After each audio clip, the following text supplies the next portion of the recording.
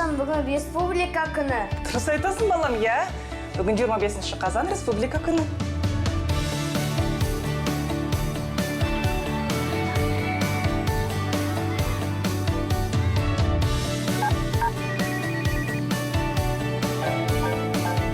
Алло? Апа, бүгін республика күні.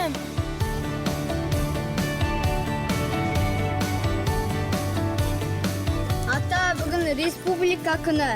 Құтты болсын, алдай болыңдар.